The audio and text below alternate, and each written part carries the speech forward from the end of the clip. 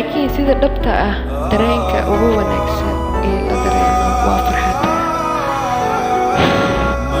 maxaa yeelay jacaylku waa qayb ka mid ah farxadda aad haysatid oo haddaad weydana aad ku xanuunsanaysid. farxadda way ka qaalisan tahay wax waliba oo aad haysato.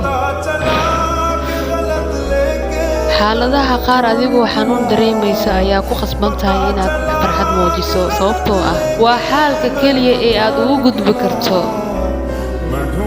nolosha way adag tahay, laakiin markaad haysato qof ku fahmayo oo mar waliba farxadaada jecel, waxba kulama noqonayo dhibaatooyinka nolosha. nolosha macaankeeda waa jacayl, jacaylkana farxad la'aan waxba maaha.